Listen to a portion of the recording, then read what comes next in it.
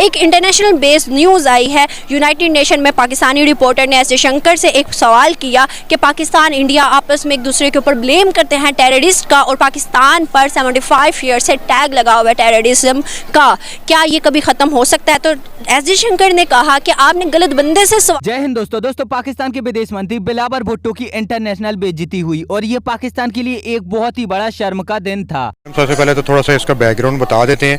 ये 2014 में 16 दिसंबर को एक अटैक हुआ था APS स्कूल पेशावर में, जहाँ पे बहुत सारी नन्ही जानें जो थी वो इस दुनिया से चली गई थी, और उससे इस सारे रीजन में एक बड़ा चेंज आया था। और ये एक ऐसा इंसिडेंट है जिसने पूरी नेशन को अक्रॉस दी वर्ल्ड, पूरी दुनिया को हिला के रख दिया था। इतना बड़ा ये इवेंट हुआ था। और उसके बाद हमने देखा था ऑल पार्टीज़ कॉन्फ्रेंस भी हुई थी, नेशनल एक्शन प्लान बना था सारी पार्टीज़ का और फोर्सेस का, जिस पे बनाया गया था कि जी अब हमने टेररिस्ट को ख़त्म करना है।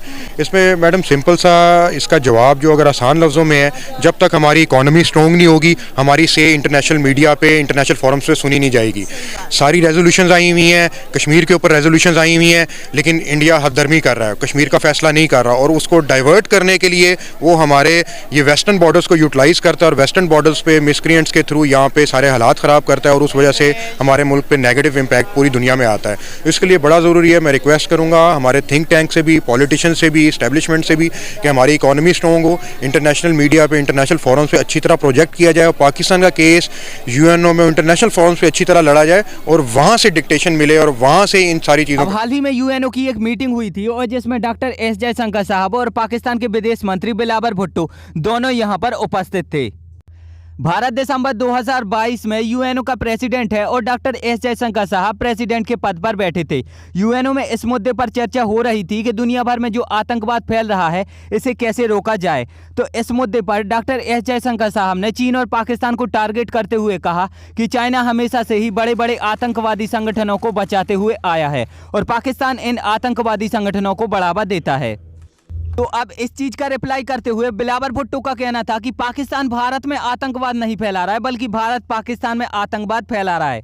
तो इसके रिप्लाई में डॉक्टर एस जयशंकर साहब ने कहा कि एक ऐसा देश जिसने ओसामा बिन लादेन जैसे बड़े आतंकवादी को पनाह दी हो और जो अपने पड़ोसी देश भारत के पार्लियामेंट में अटैक करने की कोशिश कर रहा हो, प्लानिंग करवा रहा हो, उसे बोलने का कोई अधिकार नहीं है। चैनल्स पे जा चुकी हूँ इंडिया के भी, कि वो बिलावल भुट्टो जरदारी ने जो स्टेटमेंट दिया है उस बारे में आप क्या कहेंगे, जो उन्होंने इंडियन फॉरेन मिनिस्टर के बारे में कहा और उनके प्राइम मिनिस्टर को कहा?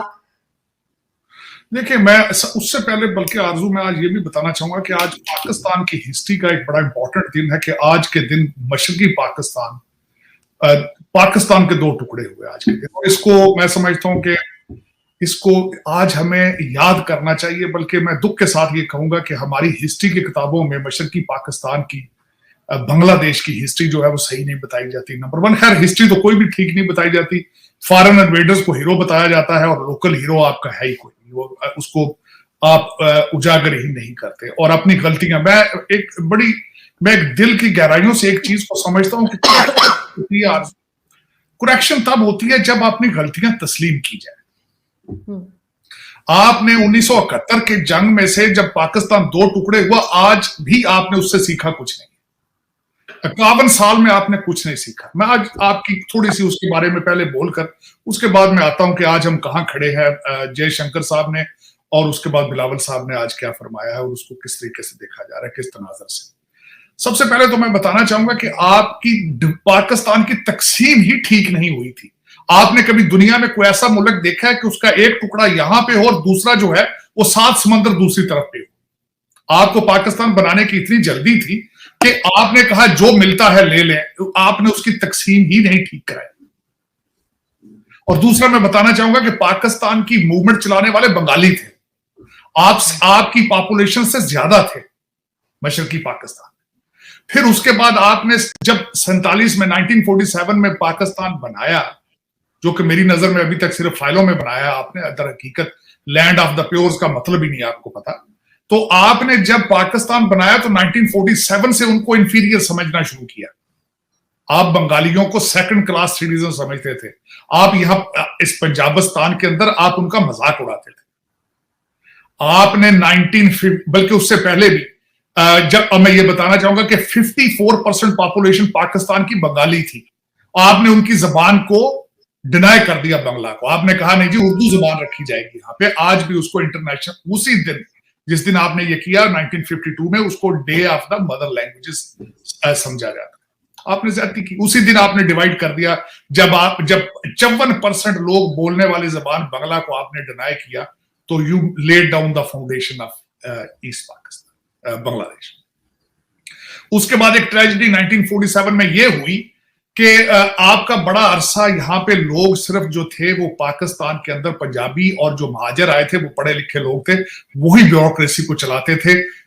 बांग्लादेश के अगर जियोग्राफिक लोकेशन देखी जाए तो वहां पे ज्यादातर ब्यूरोक्रेसी में हिंदू लोग थे जो पार्टीशन के बाद इंडिया चले गए। तो अब इसी डिबेट के बीच में पाकिस्तान की मीडिया भी कूद पड़ी और पाकिस्तान की मीडिया ने डॉक्टर एस जयशंकर साहब से एक सवाल पूछा, जिसमें इनका कहना था कि साउथ एशिया में जो आतंकवाद फैल रहा है इसे कैसे रोका जा सकेगा। अब साउथ एशिया से मतलब इनका भारत का था। तो यहाँ पर डॉक्टर एस जयशंकर साहब ने इसका रिप्लाई देते हुए कहा कि आप गलत व्यक्ति से सवाल पूछ रहे हैं। आप उस व्यक्ति से सवाल पूछिए जो इसके लिए जिम्मेदार है, यानी कि बिलावर भुट्टो से। बिलावर भुट्टो को जब ये बात कंफर्म हो गई कि अब वो ये डिबेट हारने वाले हैं, जयशंकर साहब के सामने उनकी दाल नहीं गलने वाली, तो वो यहाँ पर कुछ फालतू की बातें करने लगे। वो हंसते हुए बोलते हैं कि जो भारत के प्रधानमंत्री नरेंद्र मोदी हैं उनको तो अमेरिका में घुसने तक की आज़ादी नहीं थी। अब बिलावर भुट्टो यहाँ पर ये चीज़ भूल गए थे कि इस चीज़ से उनकी ही बेइज्जती होने वाली है, क्योंकि डॉक्टर एस जयशंकर साहब ने इस चीज़ का बड़ी ही शांति से और बड़ी ही आराम से पाकिस्तान की बेइज्जती करते हुए आंसर दिया। डॉक्टर एस जयशंकर साहब का कहना था कि पाकिस्तान की गवर्नमेंट ने एक लॉ बना दिया है जिसके थ्रू भारत की बेइज्जती करो, भारत के बारे में उल्टा सीधा बोलो और बस इन लोगों की सरकार बन जाती है। इन लोगों को और कुछ भी करने की ज़रूरत नहीं है, ना तो इनको रोजगार देना है और ना ही इनको कोई और काम करना है अपने देश के लिए। इसी के साथ साथ डॉक्टर एस जयशंकर साहब का कहना था कि आज 16 दिसंबर है और आज ही का वो दिन है जिस दिन बांग्लादेश और भारत मिलकर आज़ादी का दिवस मनाते हैं। आज के ही दिन बंगाली लोगों को पाकिस्तानी लोगों से आज़ादी मिली थी। इसके बाद डॉक्टर एस जयशंकर साहब का कहना था कि जो पाकिस्तान के विदेश मंत्री हैं वो इतना मिसबिहेवली इसलिए आंसर दे पाते हैं कि वो खुद में कुछ नहीं कर सकते। उनको पता है कि भारत उनसे बोलेगा कि आतंकवाद पे कंट्रोल करो, इसमें अपनी लगाम लगाओ, तो ये यहाँ पर कुछ भी नहीं करने वाले और ना इनसे कुछ होगा। इसके बाद डॉक्टर एस जयशंकर साहब का कहना था कि जिस प्रकार भारत मेक इन इंडिया के थ्रू चीज़ों को मैन्युफैक्चर कर रहा है, प्रोडक्ट मैन्युफैक्चर कर रहा है, ठीक उसी प्रकार पाकिस्तान मेड इन पाकिस्तान के थ्रू आतंकवाद को प्रमोट कर रहा है और मैन्युफैक्चर कर रहा है। अब इस चीज़ को सुनने के बाद पाकिस्तानी लोगों को काफ़ी ज़्यादा खराब लगा। उनकी मीडिया से लेके उनकी गवर्नमेंट, उनके लोग, उनकी विदेश मंत्री, सबको बहुत खराब लगा, क्योंकि उनकी बहुत ही यहाँ पर बेइज्जती हो चुकी थी। हालांकि अब पाकिस्तान की इस जबरदस्त बेइज्जती पर आपका क्या कहना है नीचे कमेंट में बताओ। एंड अगर वीडियो थोड़ी सी भी अच्छी लगी है तो चैनल को सब्सक्राइब करके बेल आइकन जरूर दबाओ।